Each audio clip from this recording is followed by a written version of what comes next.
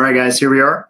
Another fantastic Hobbyplex after hours. I'm here at your disposal. If you want to ask me anything about the Hobbyplex or, you know, whatever, it's all good. I've been sitting here twiddling with my SCX10 for a little bit, trying to figure out how to get it to do a better job of I don't know, just being smoother. So I've been changing the, I've changed the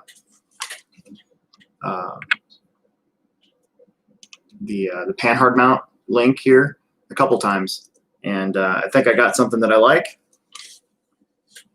So hopefully that'll work out. I'm also going to be building some new shocks. I'm going to try to put just actual axial shocks on here, and it's probably what I'm going to work on next. So we'll see. What do we got here? Uncommon Kibbles is on here. Recent racing videos were really neat. Yeah, I wasn't sure if I was going to do an entire half-hour main with my phone, but it ended up being okay. Just had to switch hands a few times. I'm hoping that for Christmas I get a like a gimbal stick for my phone, and I'm hoping to get some new video equipment here in a little bit too, to try to freshen up and try to make our channel a little bit better too, a little bit more crisp style video. Maybe I can do some editing with multiple camera angles and stuff like that. So, but for now, you get what you get, and it's worked out pretty well so far. But yeah, those were fun to video, and that Tebow and Mason race, probably one of the better races we've ever had at the Hobbyplex for the series, as far as closeness, you know. Because usually what happens is somebody goes off and dominates, right? And you know, like when Tebow shows up, you know, what usually happens is he'll dominate, and then the next week, you know, somebody else will be there, and or the next round, I guess I should say, and then he'll dominate, and it's not that often that you get a nitro race to come down to the last the last minute, basically. So that was pretty freaking cool. I just that was just, that kind of made the weekend worth it. You know, we were really worried about again, this these COVID measures coming out, and just messing everything up, you know. But so far so good. I'm just getting all my parts here.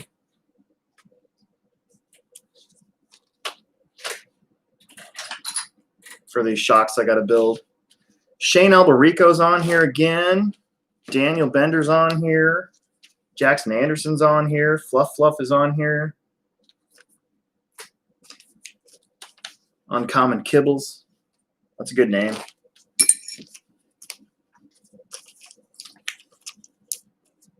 So I decided here to go with the axial shocks that come on the SCX10-III.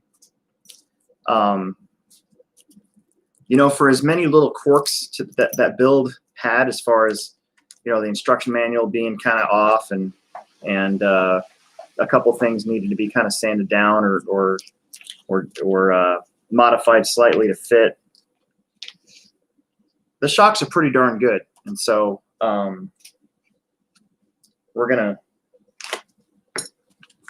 go with the shocks for that truck, and I'm gonna put them on my SCX10-II, and I think that's gonna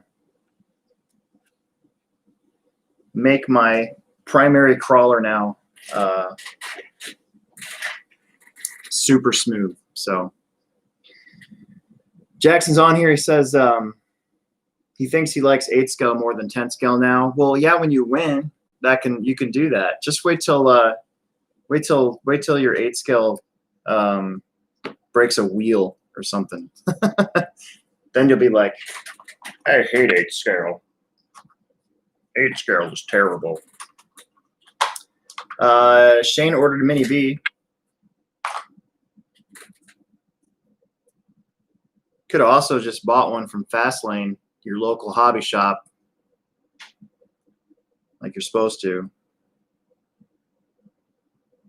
But whatever.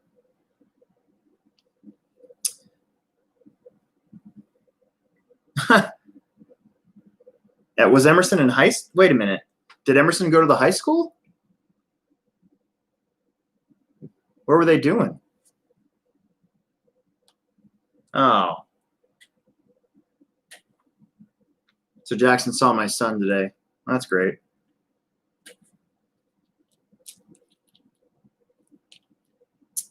I got to get this all. I do that a lot. If you guys notice that watch our channel, that I do this, I go. I used to have a high school journalism teacher that did that all the time, and it was super duper duper irritating. And here I am now. I'm 42 years old, and I'm doing it too. Oh, I just realized that I don't have these tiny little screws for the cap. Maybe I do. I bet you I have them somewhere.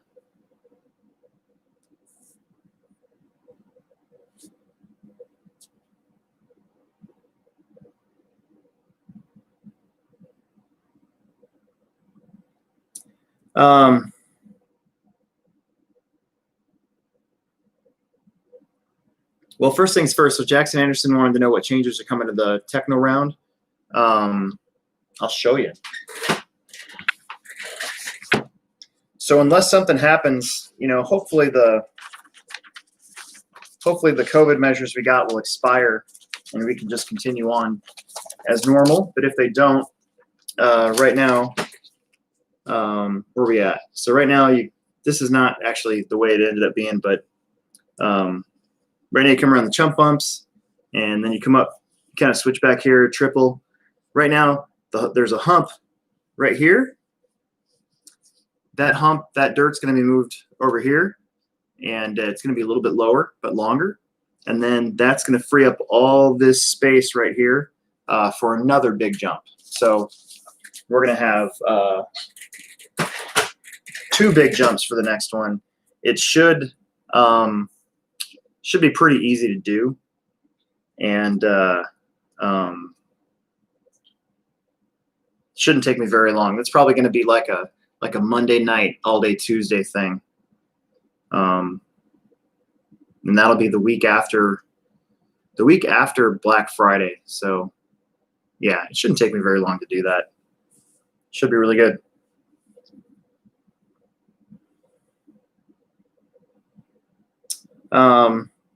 Jeff Nielsen wants to know what my thoughts are on the MiniB. So far, so good. I've ran it a few more times on the carpet. It's crazy. The carpet is wearing out the mini buggy tires quickly. I might even try to race it on Saturday. I don't know. We'll see what happens. But yeah, it's doing really well. So the one thing that I noticed the most is that like the shocks and stuff are not leaking, and I haven't broken it yet. I do feel that the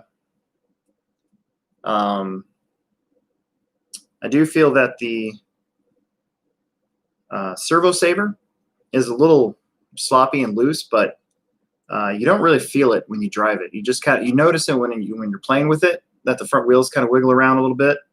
But other than that, it's not really something that you feel while you're driving it. So far, so good. I like it.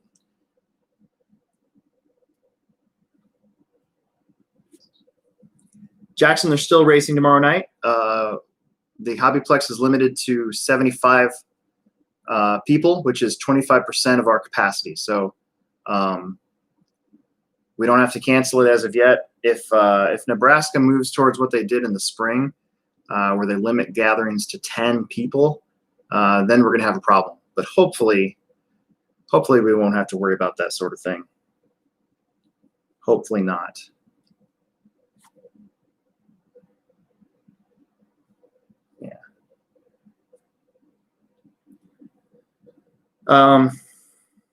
Stop and chill.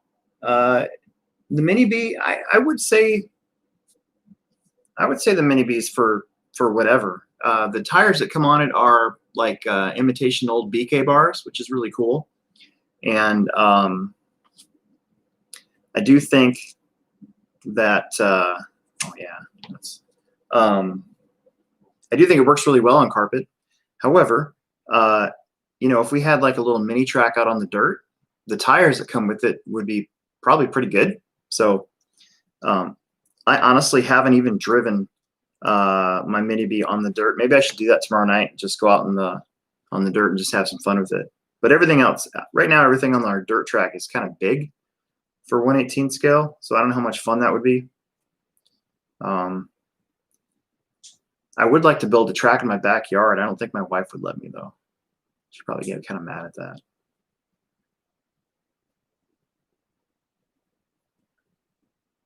Yeah, and then I was looking at brushless kits, so I'm probably looking at the Hobby Wing just because it's the cheapest.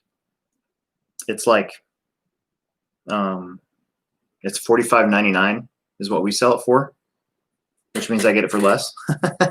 So, but we'll see. We'll see what I want to do to it. Right now, I'm just leaving it alone.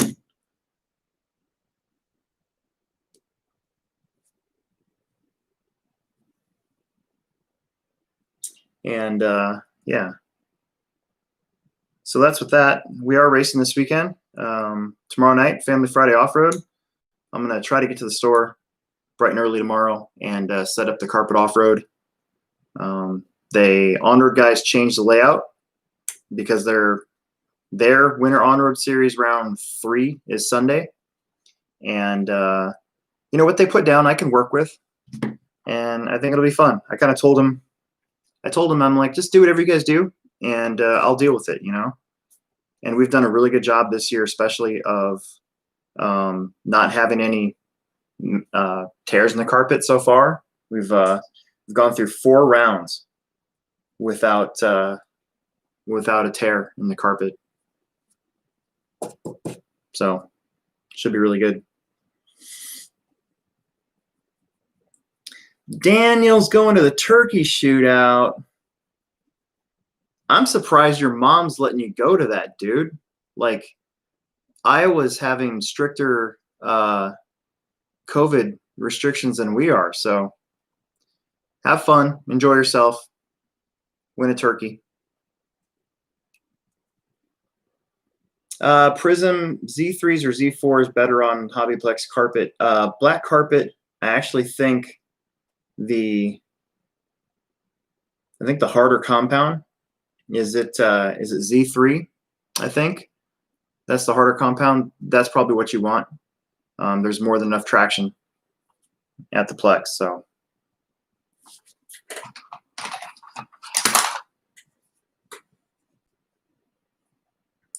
oh yeah, we got a whole bunch of MiniBs.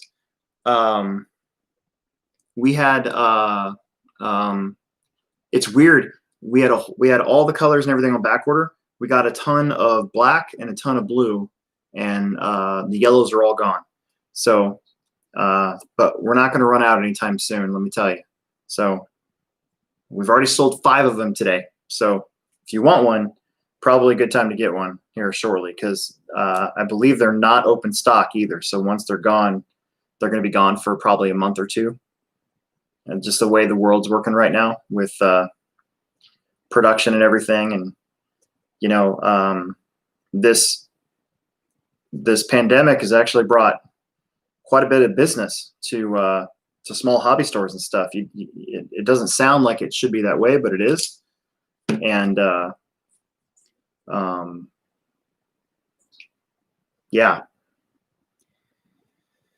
Oh, Johnny, you were asked that I missed that question on the podcast. I'm sorry. I was going to answer that. So Johnny asked, any chance on a vertical wall on the carpet track? I would like to. the problem is the cost to build one of those properly. I've seen carpet tracks where their vertical wall doesn't do anything. Like if they're too low, right, and they're too small, so your lanes are supposed to be 8 feet.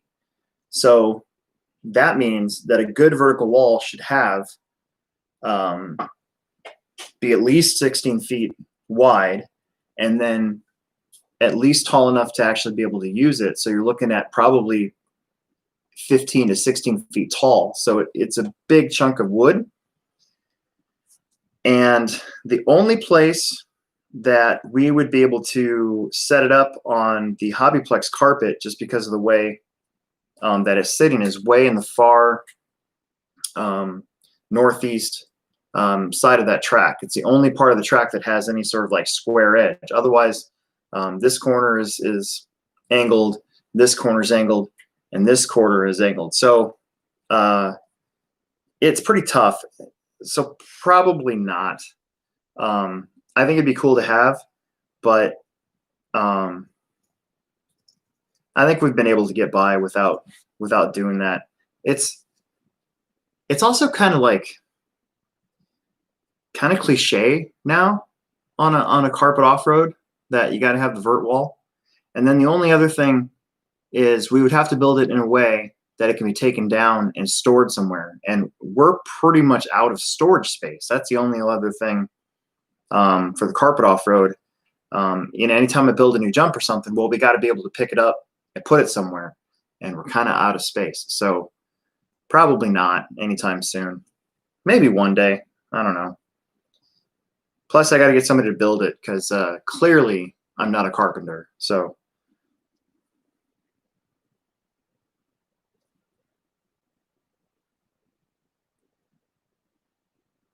V-Knight's on here.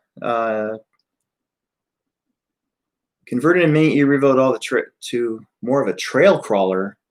I changed all the drive shafts to steel and they keep bending, causing major wheel wobble.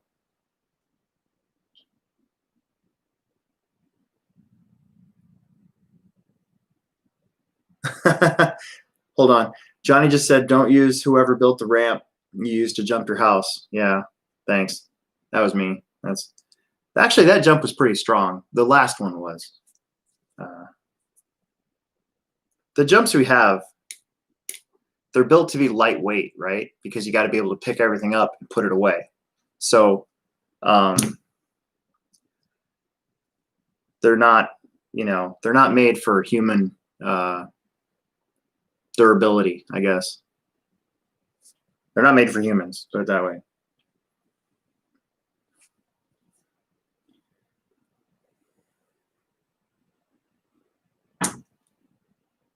So you're bending all the steel drive shafts on the front, causing major wheel wobble.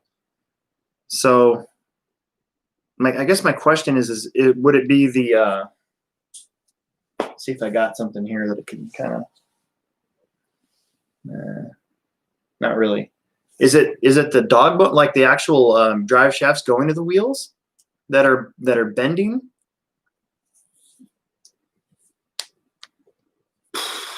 Because that's a tough one.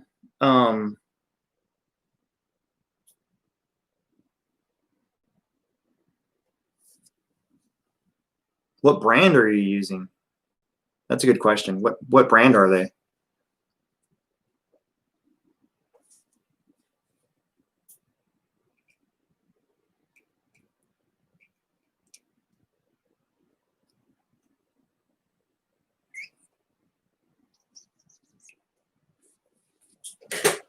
Need a rag.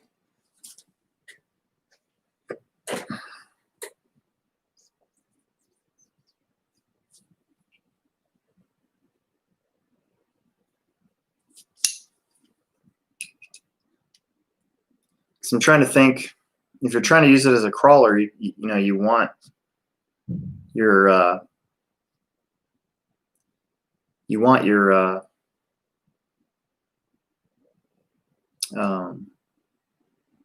you want to have a lot of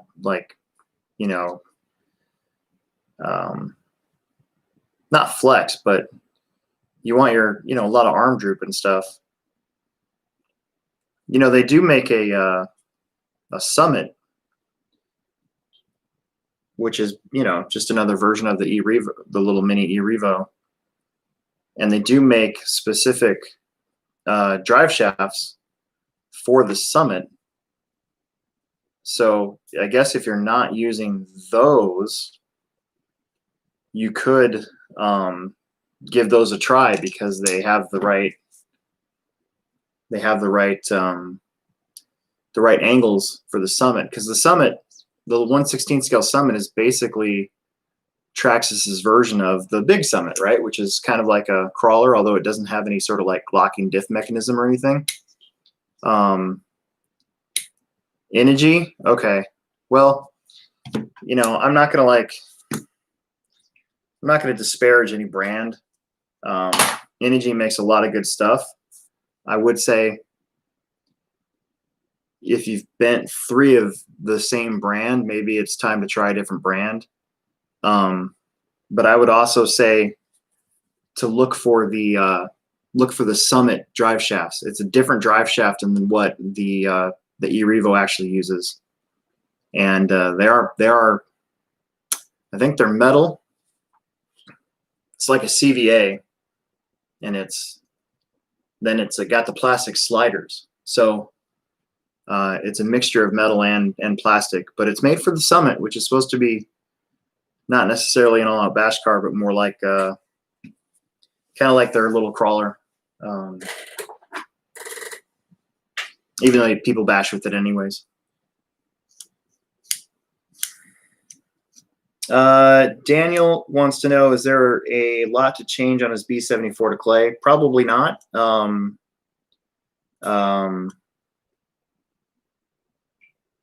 If you have a center diff right now, you shouldn't have to change anything. You could probably use a slipper. I have a slipper in my 22X4 right now for dirt, although I am probably going to put a diff in it. But yeah, you probably won't have a lot to do. Just probably axle height is the most important thing.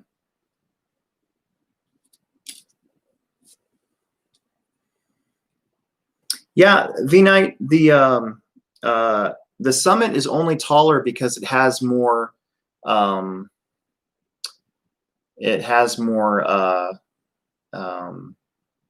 basically ride height. Like the tires are fatter on it, but I believe the arms and everything are the same. So I'm trying to go by memory, but I'm pretty sure the arms and everything are the same. So I would look into that. I think that'd be a good option for you. Probably cheaper too.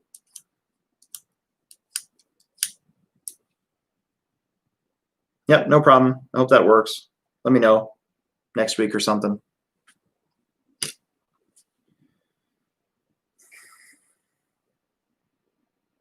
Daniel wants to know if I should buy more perfect tires for the, well, depends on your definition of perfect, I guess. So because we're allowing tire sauce, you can get away with lower pin tires on the carpet. So you might not need to buy another set. It depends on how bald they are and whether or not you think it's worth it. You know, you're running Plex spec, and you got to look out for Grant, right? So maybe you do. I would probably just, I'll see how torn up the tires are, because if you do go to Sioux City, it's a different carpet than what we have. So I'm not sure how hard they are going to be on tires. I don't think you can use tire sauce up there either. So it might wear out the tires more. So yeah, maybe by next Saturday you might need tires.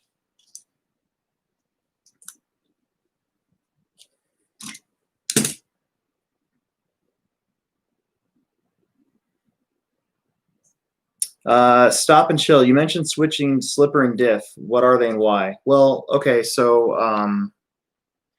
grab my car. Hang on a second. I'll try to explain it.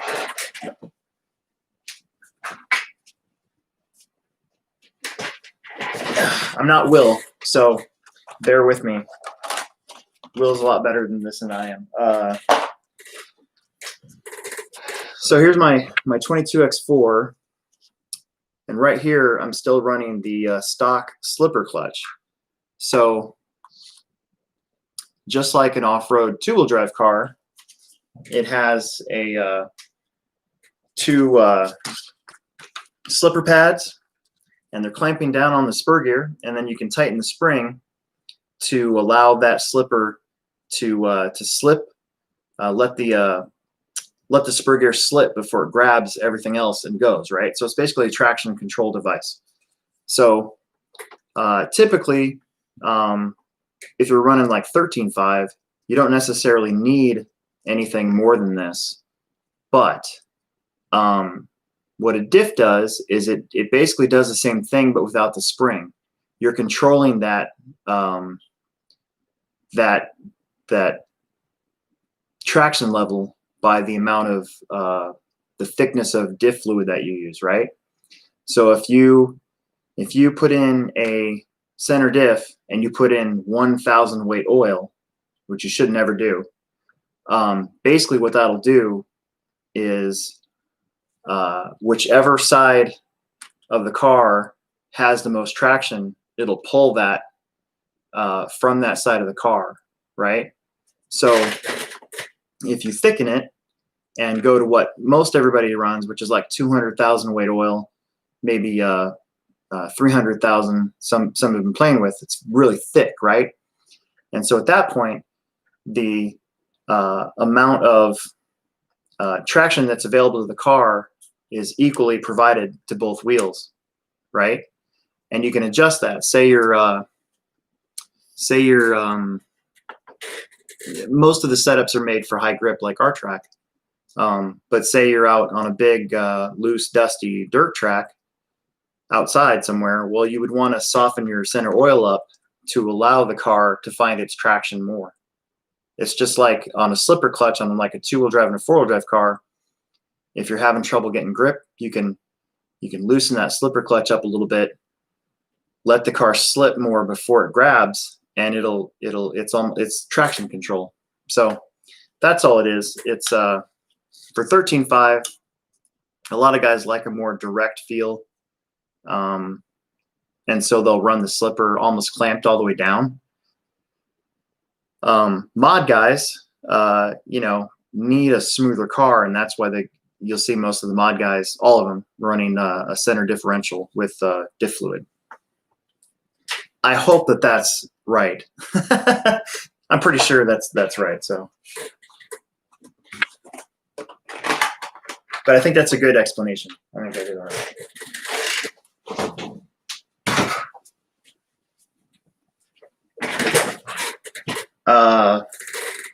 Johnny wants to know, is threadlock bad for a kit build? So absolutely not. It's a necessity on any metal and metal parts. You don't want to use threadlock on plastic. That's a big no-no. It can actually damage the plastic, but on anything metal on metal. So like my crawler, for instance, like I have threadlock pretty much on all these brass parts going into anything metal. So it doesn't come apart in the middle of my crawl, right? Nitro cars, especially, you have to use threadlock. You almost can't put enough threadlock on any metal and metal parts on an 8 scale.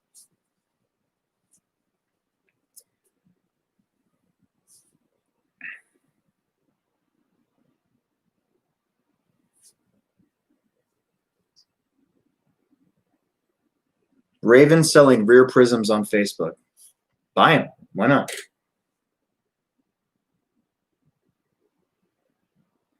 Jackson said that it's best to buy the Schumacher. I'm pretty sure that's what you're trying to say. Pre-mounted.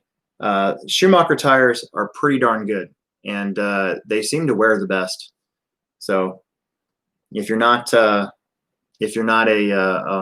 sponsored guy, or you don't have any allegiance to any brand, the Schumacher stuff's pretty good. That's why we carry so much of it, and they're cheap.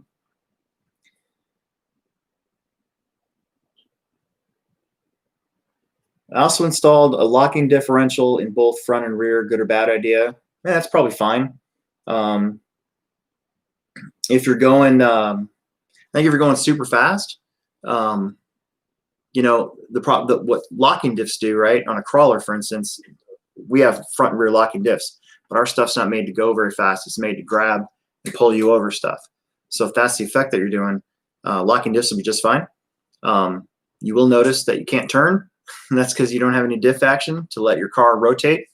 But from what I've read, you're trying to make that thing a crawler, then you should be fine.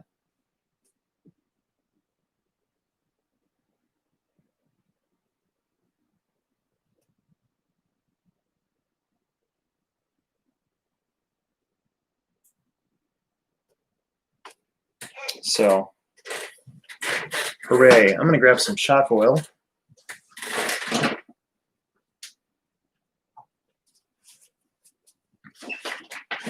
I have this big jug of Axial 30 watt shock oil.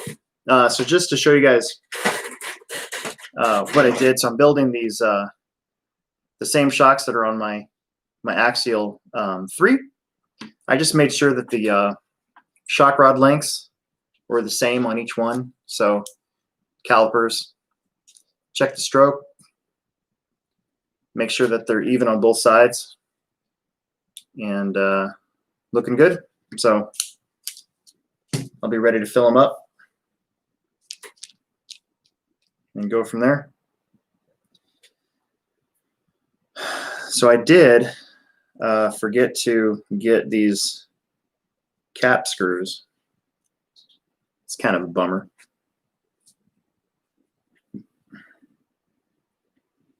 Daniel, I don't know, dude. He's asking if he should buy Proline prisms or Schumachers. They both work. I think there's not a tire that doesn't work on the Hobbyplex black carpet. So, you know, go with whatever's cheapest.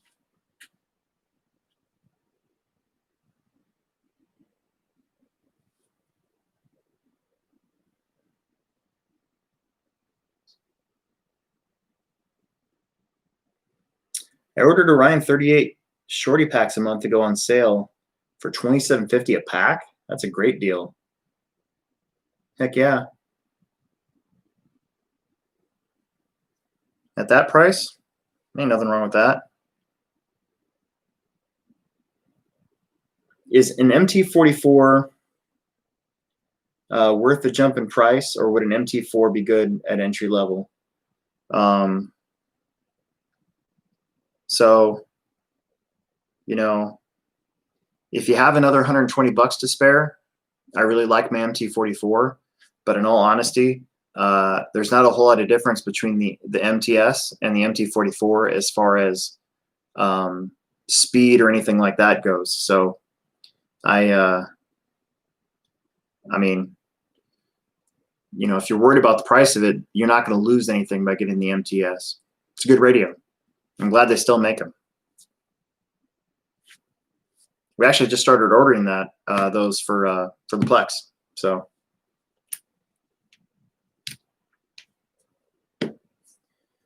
don't know anything about the carpet.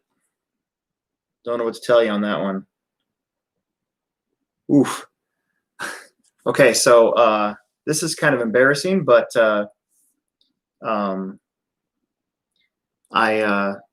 I left my laptop charger in the booth at Hobbytown after the Techno series, and when I started the live stream, my computer was at 76%, and now it's at 18%. So chances are I'm probably gonna have to cut this short, and I'm really bummed out about that because this is a good discussion. So that kind of sucks. I've seen the steering responses so. Nah, can't be. I can't imagine it being any different. If you had an MT4, then technically the transmit rate is slower. But my son had an MT4 And that was really what kind of drew me back to San Juan a couple of years ago. I had been a Spectrum driver for like 10 years, and I would drive his car with his MT4, not even an MTS, with the new one.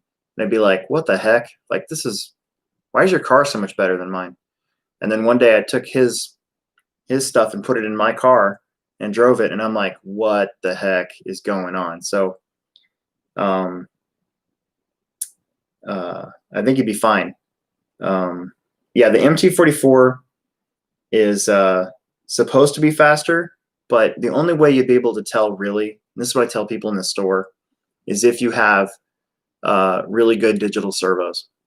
You know, if you have a ProTech 160 brushless and you have an MT4, an MTS, and an MT44 and an M17, you might be able to tell the difference in the steering response. But it's so minimal that I think a lot of people overthink it. I think that's my my real opinion on it is a lot of it's overthunk. So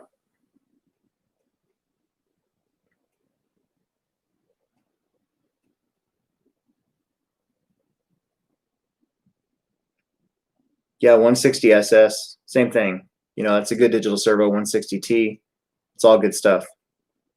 You'd be able to notice it with that. If you had like a, you know, like the EcoPower 110 that we sell, it's a good servo, but you know, if you put those same radios in line and you're using that servo, you probably wouldn't notice much. Yeah, I know. Well, dude, have you seen laptop chargers like HP lap? They go for like $80 or $100. It's kind of dumb. But you know what's funny is oh, I'm at 12%. So I saw it there and I was packing everything away, right? And I saw it there on Tuesday when I was working on the track to get it all cleaned up for this weekend. And I was like, oh, I need to grab that. And then here I am coming off of work, and yeah, boo.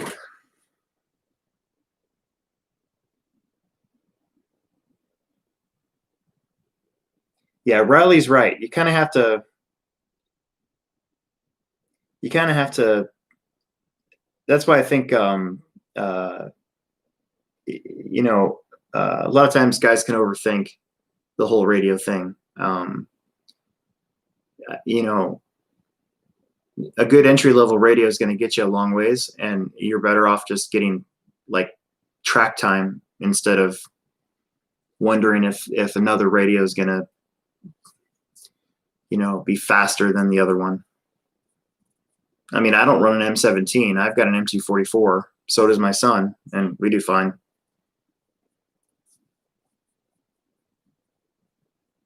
So that's kind of what I think about that.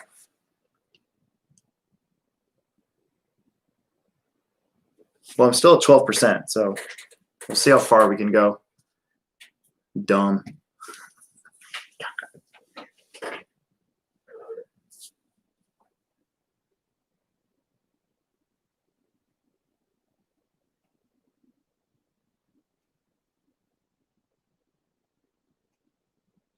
David Taylor's like, hey man, I got an extra charger you can have. My wife's laptop broke.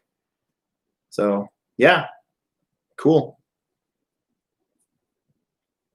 Just bring it by. I'm game. I usually don't forget it. It's usually in my bag at all times. So kind of dumb tonight.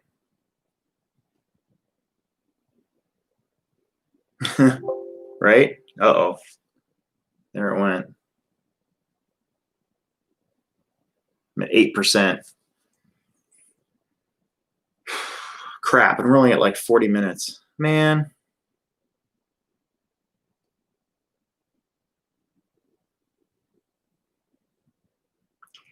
Jason Haley's on here, wants to know if I'm still interested in the XXXCR. Yeah, maybe. I got to get plates on my truck, so cash money is kind of going to be hard to come by here in a little bit. But I don't know. We can talk.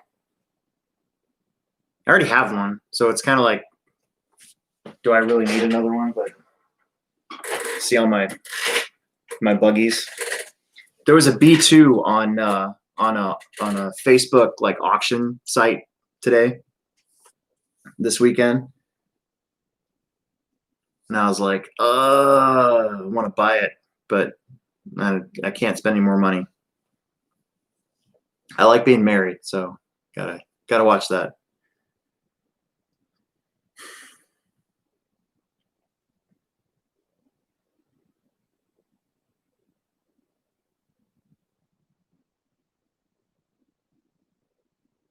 Yeah, I'm still really on the hunt for a B2. Is it a B2 or B3? Yeah, B2. I gotta find one. There's that one on the auction site, but I looked at it and it was already up to like $140. I'm not paying that much for a B2. All these cars are just gonna sit back there on my wall and be pretty. So yeah, I got a T2 now. I need a T3. That's what I'm missing, a T3 in the truck department. I'm missing a B2 and a T3. I'll find him eventually. Shane's on here. He just keeps on hitting the button. Glue your servo saver together in the MiniB and it won't do the same thing it does. I get it. It's just like having